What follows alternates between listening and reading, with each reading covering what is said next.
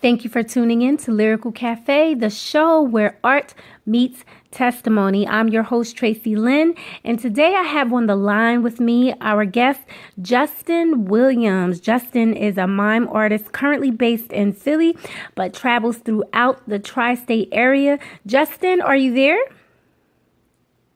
Yes, I am. Hello, how you doing? Good, good. Glad to have you here. Now, I'm so grateful you're going to be able to talk to us today about mime. It's miming, right? Yes, ma'am. Mining. Okay. So by definition, and correct me if I'm wrong, the definition of mime is it's a theatrical technique of suggestion, Mm-hmm. action, character, or emotion without words. That's the general definition. Is there anything you would add to it for our listeners? You pretty much hit the nail on the head. Only thing I would add is that, of course, that is well in the form that we do today. It's dramatic expression. It's movement without words. Mm-hmm. It's performance, and just everything you said, theatrics and stuff, dramatics, all that stuff. Okay. Okay. So let's talk Yeah. about it. Let's talk about when you got started. When did you get started as a mime? I always love telling the stories because Okay, good. it's kind of unique. But Mm-hmm. I started when I was 9 years old. I'm currently 29. I Mm-hmm. turned 29 in March, so Mm-hmm. I'm going on 20 years. Miami, it's been 19 years. Wow. My mother actually is the one that got me started. Mm-hmm. During the time I was going to church, was a little different than it is now. Mm-hmm. So my mom was dragging me to church every Sunday. Mm-hmm. Only me. I have actually four other siblings. Mm-hmm. But she dragged me to church every Sunday. Funny, huh? Mm-hmm. So, and I was the only one she dragged to church. But yeah, she dragged me to church, and she was like, "Listen, I don't want you just coming to church and sitting and watching and observing. I want you to actually be doing something, being utilized here at the church." Mm-hmm. At the time, I was going to Thankful Baptist Church, which is actually near Borden. I think it's near Borden Hunter Park. It's over in that area, Mm-hmm. Philadelphia, North Philadelphia section. Mm-hmm. So she was like, "Well, you get two choices. You can usher, you can be on the usher board, or you can dance." Because at the time, the church there had a mime ministry, and there was a guy that was miming, but he was miming by himself. Mm-hmm. So I was going to, I guess, be under his teaching and stuff like that and learn from him. Mm-hmm. So because I was already dancing at Philadelphia. I was already doing tap and jazz and all the other forms of dance. Mm-hmm. I was like, okay, I'll just do the dancing. Mm-hmm. Actually, the week after that I actually had signed on, the guy that was supposed to be teaching me actually passed away. Wow. Suddenly too. He actually got into a car accident. Mm-hmm. So I'm just thinking to myself, hey, I'm not going to be able to do it because I have nobody to teach me. Mm-hmm. And what my mom did, I don't know if you heard of K&K Mime. My mom brought me DVDs of K&K Mime who were miming by then. They're actually the godfathers of gospel mime. They're the Oh, ones that actually wow. brought mime into the church. Okay. hmm Okay. Yeah. Wow. So So she you. brought me DVDs, and Mm-hmm. I started studying. Wow. So And I started so learning. so would you say you self-taught based on watching it? Yep, self-taught. Yep. Wow, hmm that's amazing. That is an amazing and interesting story. So when you first take us back to the first time you saw it, what do you remember thinking as you were watching it, as you saw it? Do you remember any thoughts, any music that they mimed to? Yeah, the guy that I had seen, because he was the first guy I had seen do it, and Mhm. he actually did "Order My Steps," Mhm. which is it's a classic gospel song. Mhm. Don't quite remember who sings it. Mhm. I'm trying to remember. I think it's Vicky Winans. I'm not sure. I gotta look into it, but I know Okay. it's "Order My Steps," and I've seen him do it. And when I seen it, of course, like the kids today, they see it now Mhm. because, in Philly, it's not really that popular. It's more popular down south. It's a lot of mines down south. But Okay.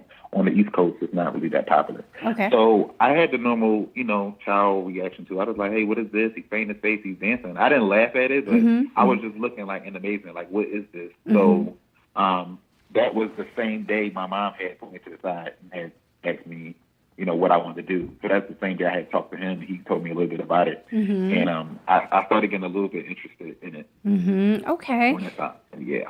Okay. Yeah. All right. So thanks for sharing that. So, now, are there so you've been miming for 20 years, since the age of 9. Are there specific songs? How do you go about selecting a song? When you hear it, how do you know this is the song that I want to mime to? Well, I normally, this is my process. I know a lot of people are different, but I'm real big on doing songs that are going to minister to me first. A little bit selfish when it comes to that, because I've been through so much, and this is my outlet, and this is the way I express myself, because I haven't always been the most talkative. Like, I haven't been always the most, outspoken person. So this was my way to express myself through movement. So I normally go for songs that are very, very powerful, that just tell a story about what I've been through in my life. And normally what I do is, if I really, really want to do a song, I'll sit and I'll listen to it for 2 weeks tops, and I'll sit and I'll digest it for 2 weeks, and then I'll put the choreography together. I don't like turn the song on and go straight to it. I just want to listen to it, be able to get everything out of it, and then that's when I sit down and I choreograph it or whatever. That's my process. But I'm real big on picking songs that are going to minister to me first, because if it doesn't minister to you first, it's not going to minister to anybody else. Okay. At least that's what I say. Okay. And can you share like a song that's close to your heart that ministered to you, and maybe a little bit of why you chose it? Okay. Well, the song that I do a lot, that a lot of people request when I go to various churches, is a song entitled "Free." It's by Kiara Sheard. And what the song's basically talking about, is being free from depression, suicidal thoughts, the things that we deal with, as people, as Christians, as humans, period, the things that we deal with on a daily. And the song just basically telling us that we can be free. You don't have to stay where you are, but you can be free. And the song is, every time I do it, it's always one of them things, because I got the Holy Ghost when I was 16 years old. And ever since I got the Holy Ghost, songs, it hits me a little different than when I started. When I started, it was just, hey, just dancing to it. I was just dancing. But after I got the Holy Ghost at 16, it started to change. And, I've had plenty of times where I was ministering, I didn't finish songs, and I just wasn't able to.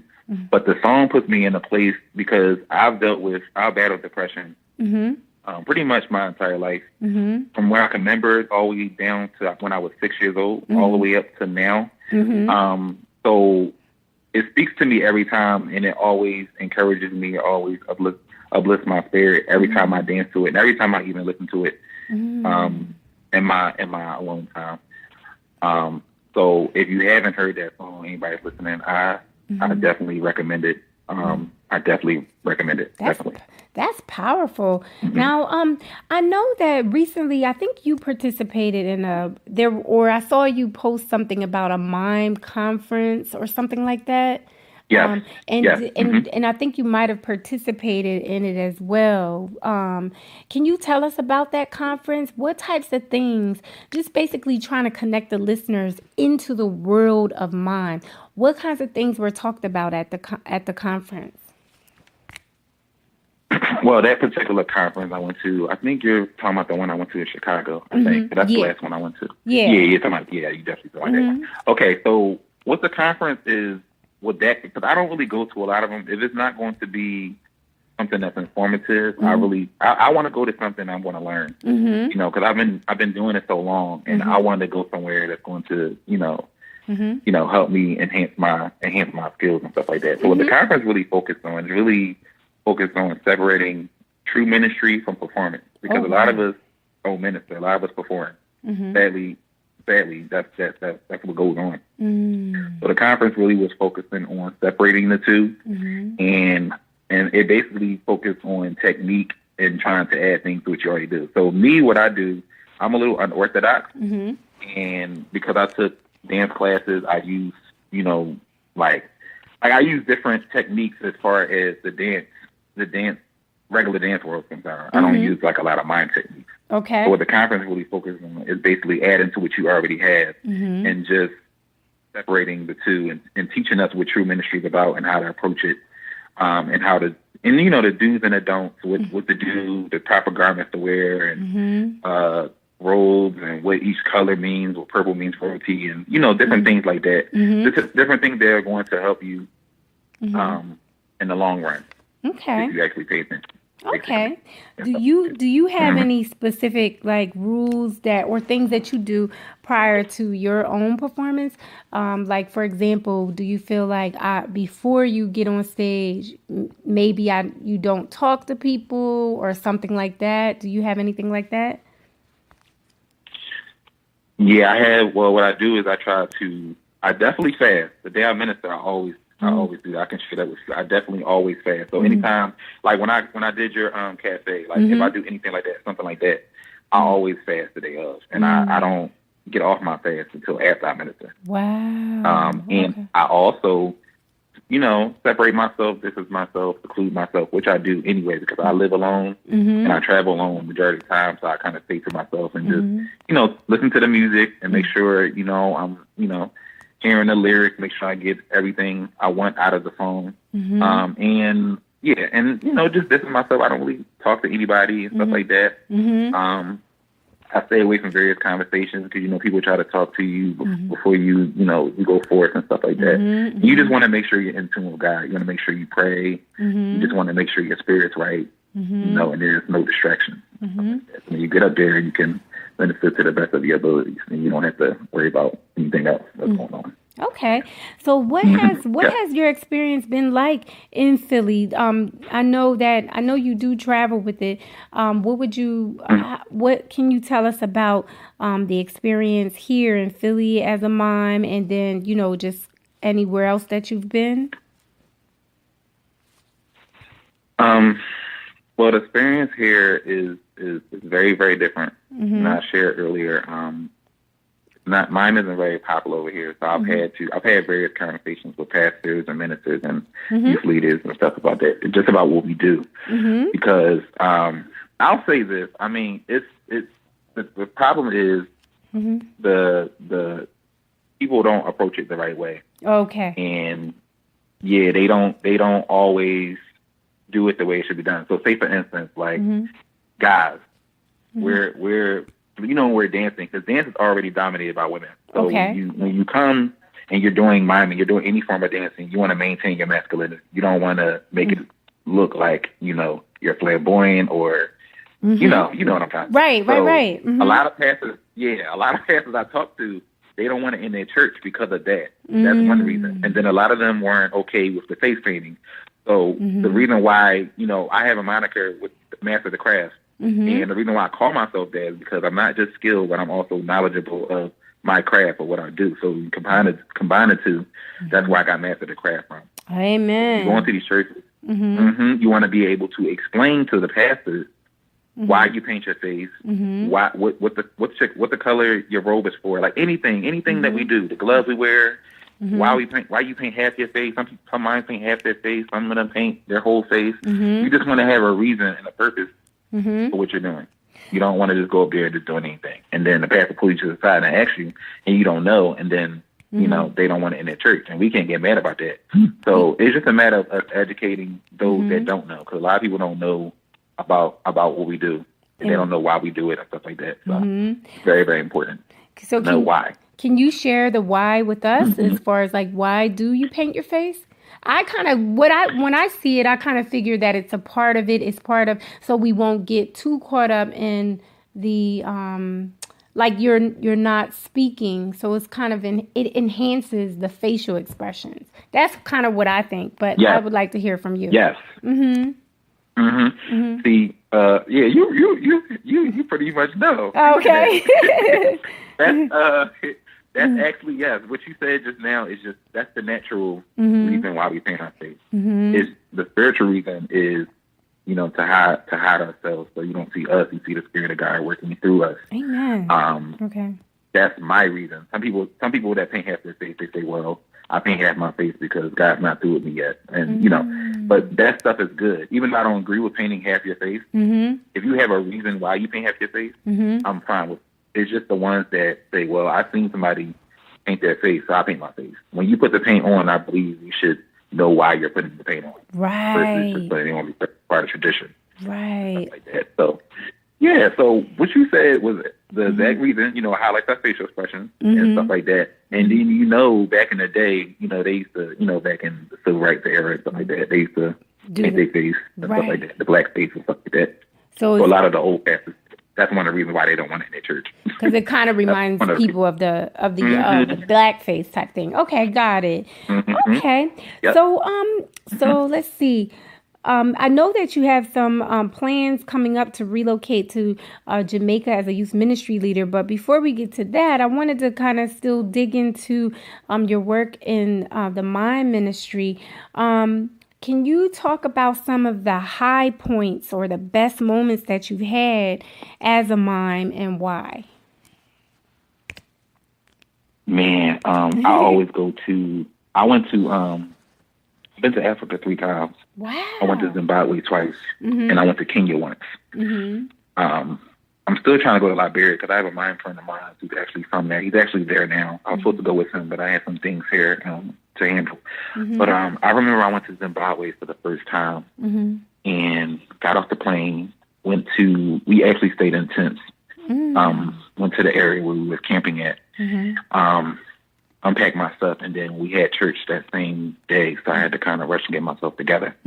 I remember ministering there. I think I ministered bigger at the time, Jacqueline Carr, You're Bigger. And I just remember it was so many kids in there. It had to be at least 300 to 400 people there at their church. And I just remember all the kids and them coming up to me, like some of them with tears in their eyes and stuff like that. What? And just coming to me and telling me how much the song meant to them and, you know, how it blessed them and stuff. And it was so many kids, I lost count. It was so many kids, like, that just came up and just with tears in their eyes, crying and shaking my hand. So many parents thanking me for the song selection and the ministry and stuff like that.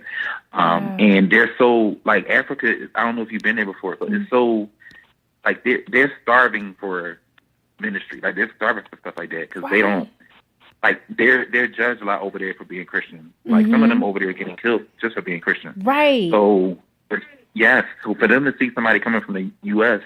and they're watching. They got YouTube over there. They got computers, so they can watch. You know what we're doing over here in the States. So for them to see something they seen on YouTube and see it in person, like, I know how I would feel if that was me. So that experience was awesome. Like, that whole weekend was awesome. I just met so many people, and I heard so many testimonies and stuff like that. Because I ministered all week there, not even just miming, because I'm an evangelist as well. So we did a lot of just roaming the streets and stuff, and passing out tracts and giving out water and stuff like that, because the water over in that area wasn't that good. So we was giving out water, and that's always at the top of the list. All the traveling I've done outside the country, always at the top of my list, because we're privileged over here in America, and stuff like that. But them over there, they could be killed. It's crazy. They could be killed for believing in Christ over there, right? Yes. Yeah. I know. And I have that conversation. Sometimes with people about how the faith, it feels like the faith, from what I observed, is so much, it's more rich over in Africa. It's more authentic, it's deeper. And I find that from what I've seen of their YouTube videos, like the real healings, the real miracles that Jesus said we should be able to do, I see them doing it over there. You know, it feels like their faith is on a whole nother level because it's so forbidden. They're really risking their lives to believe, to exercise this faith, to be believers. Whereas here we might take it for granted. Like, oh, I'll pray when I feel like it. Oh, I'll go to church when, but that's on a whole nother level. So I'm glad, you mentioned that. So you've been to Africa, in specific countries, Kenya, Zimbabwe. Did you mention the third one or no? Zimbabwe twice, Kenya. I've been to Canada twice. Okay. I've been to Toronto and Nova Scotia in Canada. Oh, wow. I've been to those two. Okay. And I went to Tijuana, Mexico. That was about 7 years ago. I went with my old church, and we went to Tijuana and stuff like that. I'm supposed to be going to Australia later this summer. I'm just waiting for them to call me back and let me know what's going on with that. But what I'm trying to do now is I'm just trying to do evangelism. I'm just trying to get other places and minister and stuff like that. You know, because I'm doing the work. You know, when I got ordained to be an evangelist, I vowed to do the work of one, not just to have the title and not do nothing with it. Amen. So yeah, I'm doing a lot of stuff. I've been in prisons. I've been in homeless shelters doing stuff. You know, I do stuff every year just for the homeless and those in detention centers and stuff like that, shelters, all that stuff. So how do you get connected with those churches in different countries and things like that? How do you get connected? Do you reach out to them? And I'm asking this too, like for somebody that might be interested in doing a Mime ministry or may feel called to the Mime ministry. How do you how did you go about making those connections in other countries? Okay, so remember I told you I went to Tijuana. That was the first thing. I went there and I met this guy.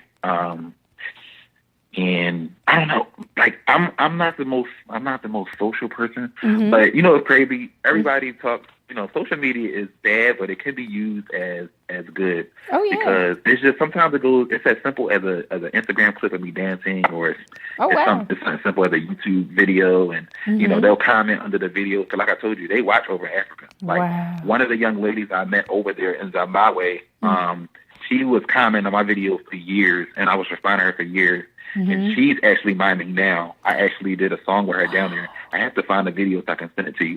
But we actually collabed down there. I'm just, when I go to churches, I don't leave services early. I don't like leaving services early because I like talking to people. I like networking and stuff like that. Mostly all my opportunities have come from just me being around and me talking to people and people coming up to me and me staying in contact with people, not showing up to services and leaving early, not showing up late, dancing and leaving. Like that's not something I do. But I have to contribute the majority of this to social media and just the places I've traveled. Because, you know, you go to one church, you meet somebody, they call you to their church, and then you go to their church and somebody see you, and then you go to the next church. It's just like it's like a domino thing. Once you go somewhere, it's just like that. It just keeps going. It just keep going and keep going and keep going. But the churches out of the country, all that stuff is from Instagram. Wow. All of it's from Instagram. That's DMs powerful. That's powerful. Yes.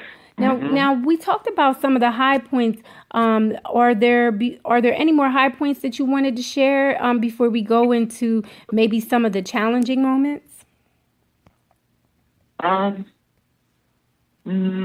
No, we can go into. Yeah, I talked enough about the good stuff. We can. Okay. Yeah. So, what are some of the challenging moments as a mime or in the mime ministry that you just want to share with the listeners and with people that are in the ministry now or considering it?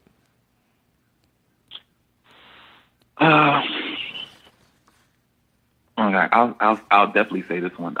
When you have the type of style of miming I have, like I told you, it's very, very different. I mean, you see me. It's just very, very different. And mime is very, very heavy down south. It's very heavy in Texas and Georgia and Tennessee and places like that.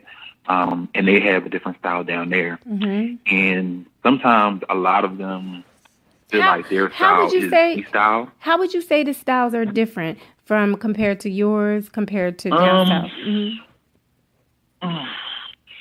Do they wear? I'll say they're like okay. They're more like their hand movements are a little bit different. Okay. Like their hand, they require more. They use more of their hands. They're more hands. Like if you see mime like on TV or something like that, that's them. They're closer to that style of miming than we are on the East. Everybody I've seen on the East, we're more like dancers. Oh, okay. We mime, but dancers. You know. So it's kind of like that, and you know, you have your situations where they feel as though that our style isn't mime. We feel like our style is something different. Okay.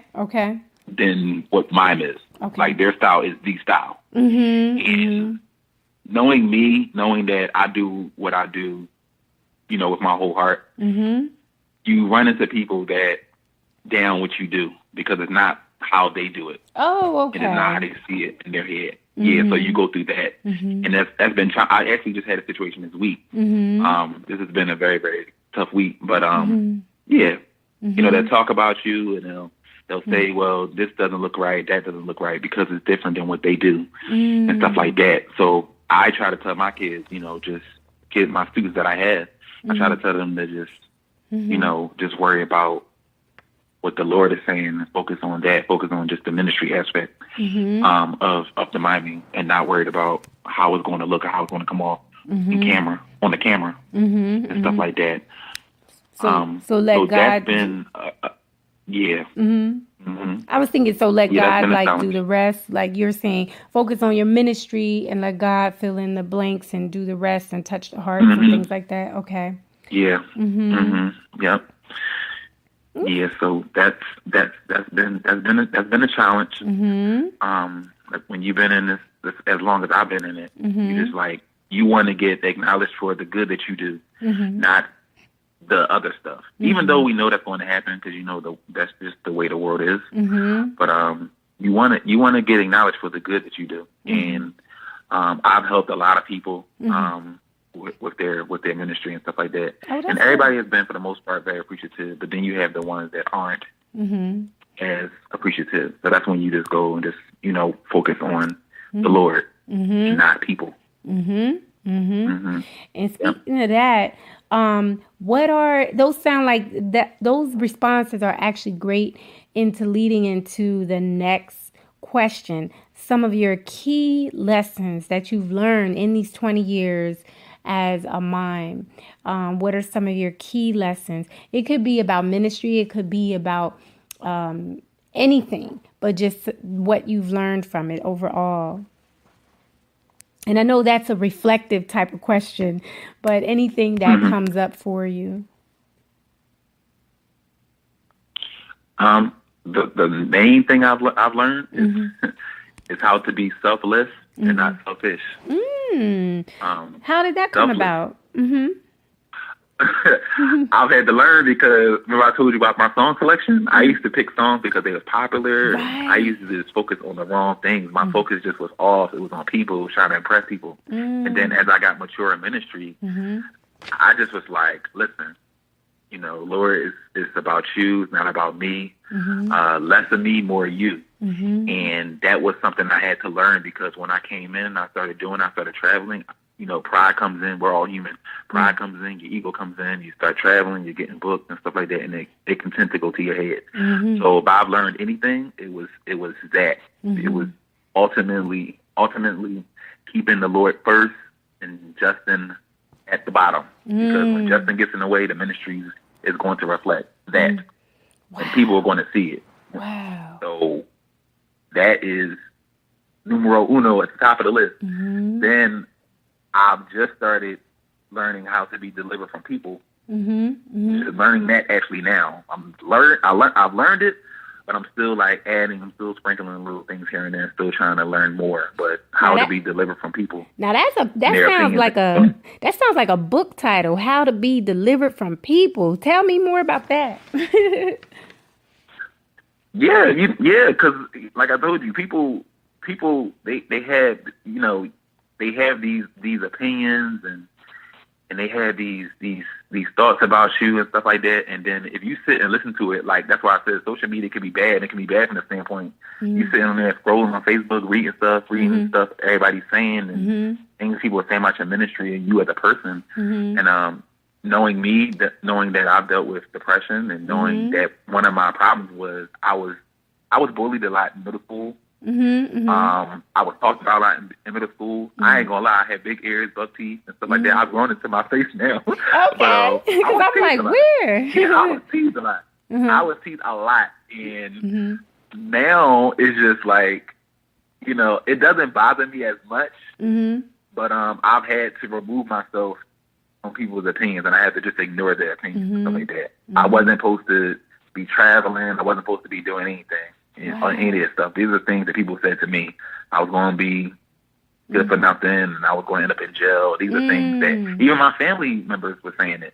So I had to remove myself from even some family, because if I stayed in that place, I don't think I would have been able to accomplish all that I've accomplished today.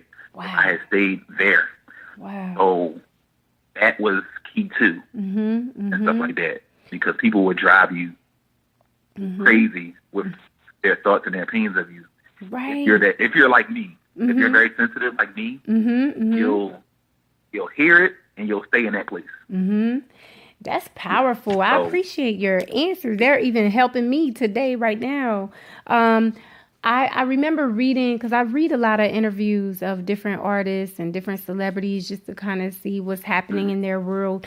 And that's a lesson that I've heard from, I can't remember where I read that from, but they said one way they stay sane is by not reading the comments, not reading in the detail, because they talk about how people are so hot and cold, off and on, and this person was just like, I don't even read what they say. I just do my art and I get out of there. As far as like not going back, looking at the comments. So that really helps, because this world can be something else. And I appreciate that you talked about delivered from people and being selfless. Those are good points. Here's a fun question. What myths do you think people have about mimes that you want to just kind of dispel right now? Or just kind of, break the myths, or just give some clarity to us about any myths or stereotypes that you think or heard that people have about the mime ministry? That we, that we're performers. Some of us say we're clowns. We paint our face. It's the same face paint. We use the same face paint that clowns use, by the way. That's a little nugget for those that didn't know. But we use the same face paint that the clowns use. Same thing. We just don't put the red and you know how clowns paint their face. We don't do all that. But it's the same paint. But and the myth is just that we're performers, right off. that we. No, I was going to ask, that paint, it washes right off, right? Because it comes right off, it seems. Yeah, baby oil, and sometimes I just use soap and water. It gets out just fine. Soap and water takes it out. Okay. But people use makeup remover or baby oil or baby wipes, and it comes off that way too. But the authentic stuff is harder to get off. They do have stuff with water in it. That's water that has water included with it. That's easier to come off with just wiping it. Okay. So myth number one, just performers. What other myth? But wait, no. Let's do myth number one. They believe that mimes are just performers, and then what's the other side of that? But it's really they think that we're program fillers. So when you need something on your program, and you got your singing and you might hear you got for rap with your spoken word, and say we need somebody to plug in. So. Yeah, a lot of us see us as program fillers as well. That's a myth. That's something I've heard for the last, I think, 8 years. Oh, wow. So we can put that one in there too. Okay. Yeah. Any other myths? Let me see. That.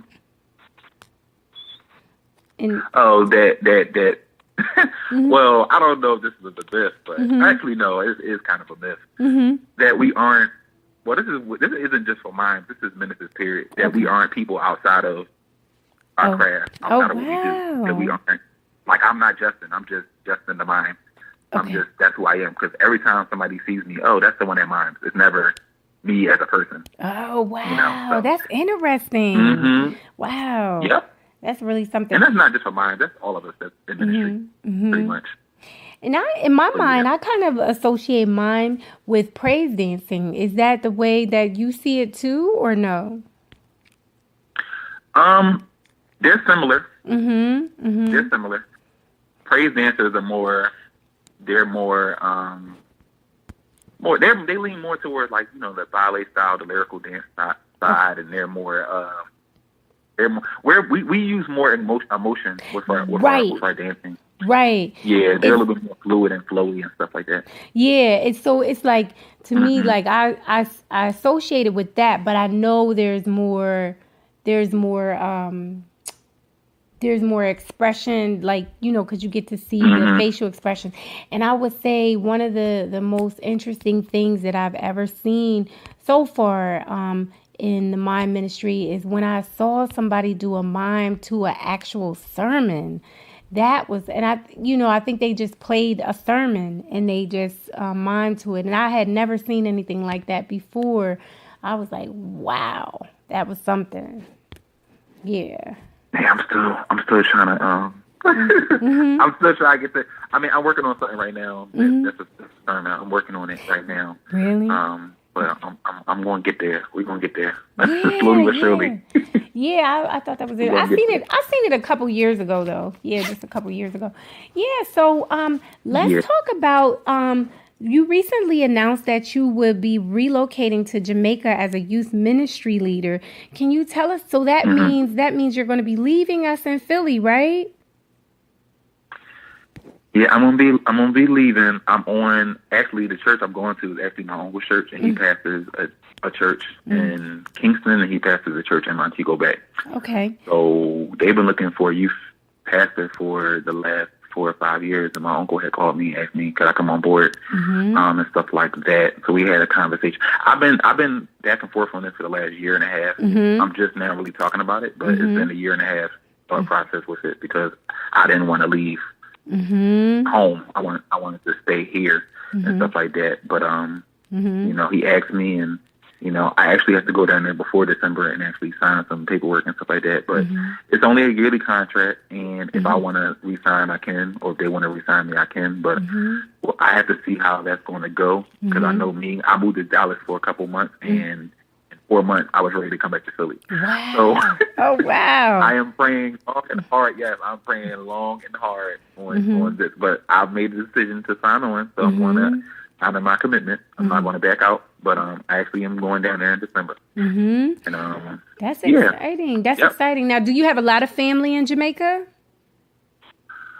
Yeah, 80% of my family's over there. Okay. My dad's actually about to move back. My dad's in Philly, but he's actually about to move back over there. My sister on my dad's side's here. My mom is in Delaware. She's here, and then I have a few siblings there. But my aunts and my uncles, my cousins, my grandparents, I have a lot of uncles over there. Yeah, majority of my family's over there. Family isn't that big, but majority of them are over there. They're over there, and they like it over there, and they don't plan on moving. So, wow. I've tried to get them over here, but it doesn't work. Okay. They want to stay over there. So as a youth ministry, as a youth ministry leader, what are some things that you're looking forward to doing, or what will some of it involve? Can you give us a sneak peek? Yeah, I'm focusing more on getting them different activities to do. They don't have nothing over there. They don't have a youth Bible study. They don't have a youth Sunday. They don't have no extracurricular activities they can do outside of the church and stuff like that. I just want to have something there for them. Because a lot of kids I talk to, even the kids I talk to here, because I'm youth pastor here in Philly as well, and the youth president here in Philly as well. And a lot of the kids' issues are that there's not enough in the church for them. They just feel like it's Sunday and that's it. And then it makes them not want to come to church. So I'm just trying to add different things for them. And I also want to have something there at the church I'm going to. I want to have something where they can come and talk about real life issues that's not Bible related. Because we want to get to the person as well. Because I'm real big on that. I mean, we're people at the end of the day. Right. So I want to sit a lot of the kids down, and I want to talk about their issues, something that be going on at home if they want to share, or something they may be thinking or dealing with at school. We want to talk about those issues. So those are the things. That's my first priority when I go down there. I'm actually already putting that into motion now with my uncle. So yeah, that's definitely at the top of the list. Yeah. Like that. I'm gonna have to talk to you offline about that, because I teach Sunday school with the high school and middle school students. So that's I would like to hear some of your thoughts, continue that discussion offline, because I really appreciate, what you're saying in that area.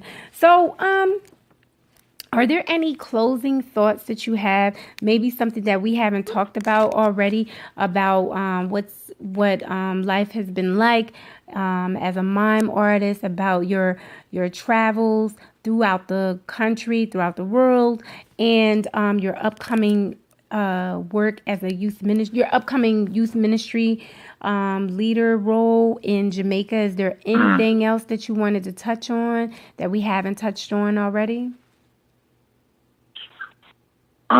We actually pretty much cover everything. I just want to let people know, I'm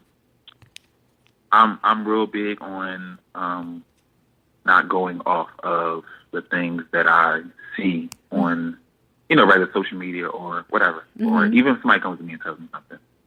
I have a very, very long, I just dropped my DVD. We had to talk about that too. I dropped my DVD on Tuesday, Mime versus Man. Ooh. And it was the first time. Yeah, I'll make sure I get you a copy. I'll be at the cafe, so I'll bring you one. Okay. Yeah, I'll bring you one.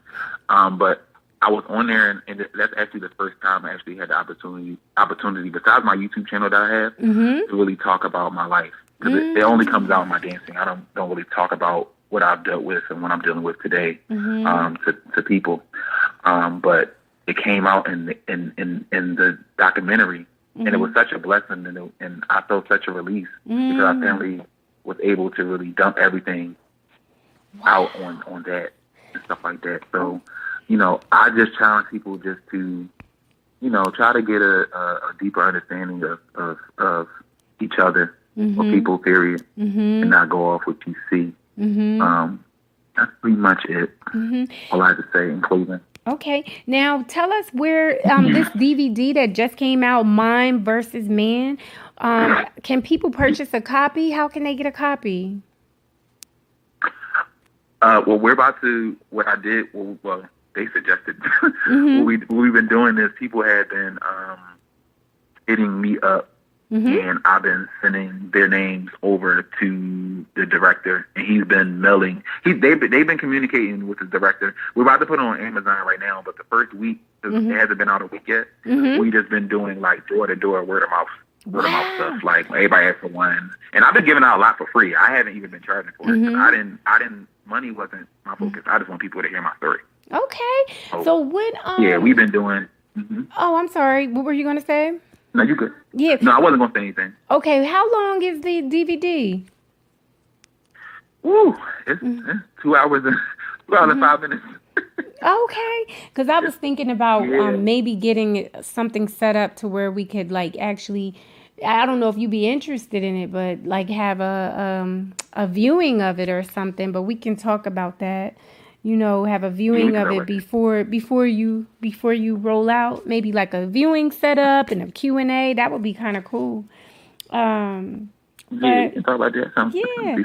I do have one question. The last time you were at Lyrical Cafe, there was a song that you performed that I really wanted to go back and look up because the words were so powerful. I can't remember the name of the song though, but do you remember? Yes, I did. I did Hunger. That's it. It was entitled Hunger. Yep, it was Hunger. Yep. And who was the artist? Who was the artist? That's actually David Binion, Binion, and Nicole Binion. They have the same last name. They're married. Okay. Binion. Okay, yeah, that was powerful. I was like, I heard that and I was like, I need to go back and look at the lyrics. That was so powerful. I really was touched by that ministry of that. Okay. All right. So can you give everybody some contact information? Just lay out all your social media for how people can hit you up if they want to stay in touch and keep abreast with things that are happening in your world at Justin Williams and your Mime ministry and things going on coming forward in Jamaica. Okay. Well, Facebook is Justin Williams, Justin Williams, Willins. I'm not on Twitter. I'm not on Snapchat no more. Well, I'm not on Snapchat no more. Okay. But I am on Instagram. That's Phillies, Phillys, SEST underscore Mime, MIME. That's on Instagram. You can DM me. You can, comment. I will get back to you. I get back to people very, very fast. Or you can reach me by Gmail. That's Illest, ILLEST, Mime, MIME @gmail.com. If you want to book me, or I also teach. I teach workshops. I preach. I do pretty much everything besides sing and play an instrument. But all right, you guys can reach out to me. Okay, can you drop that email one more time? Philip, can you spell that email address one more time? Okay, ILLEST. And then Mime, MIME. Got it. @gmail.com. Perfect. All right. Thank you so much for your time. This has been a blessing. I had to take notes. I'm appreciating the jewels and the life lessons that you learned, and just your story, your high points, the challenges. This was a blessing, and I thank you so much for sharing your art and your testimony with Lyrical Cafe. So we will be sharing this with our audience. Thank you so much, Justin Williams. God bless you in all that you do. This concludes our episode of Lyrical Cafe. Tune in again on Mondays, where we release a fresh podcast every Monday. You can find us on iTunes, Spotify, Google Play, SoundCloud, all your major podcast providers. Just check for Lyrical Cafe, the show where art meets testimony. I'm your host, Traycee Lynn, signing off, and I have been with our guest, Justin Williams. Thanks again.